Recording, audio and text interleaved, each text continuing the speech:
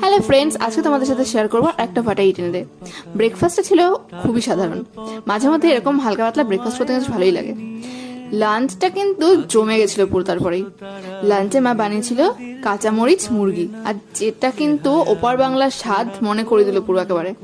দারুণ খেতে হয়েছিল, দারুণ। একটু ঝাল ঝাল, আর যারা ঝাল খেতে ভালোবাসে তাদের কিন্তু বেশ ভালো লাগবে। এছাড়াও যদি তোমাদের সর্দি কাশি জ্বর হয় সেই সময়ও খুবই ভালো লাগবে খেতে। খুব অল্প ইনগ্রেডিয়েন্টস দিয়ে বানানো হয়, আর রেসিপিটা আমি অবশ্যই তোমাদের সাথে শেয়ার করে দেবো। আমার তো ভীষণ ভালো লেগেছে। তারপরে চলে আসলাম ডিনারে। সন্ধ্যাবেলা তেমন কিছু জলখাবার খাওয়া হয়নি, কারণ পড়ানো ছিল। তাই ডিনারে আমি বানিয়েছিলাম ঘরে থাকা কিছু সাধারণ উপকরণ দিয়ে চিকেন ভর্তা, যেটা কিন্তু খেতে জাস্ট দারুণ লাগছিল। ঘিয়ে ভাজা পরোটাটা দিয়ে একটু লেবু চেপে নিয়ে বাইটটা কিন্তু অসাধারণ ছিল।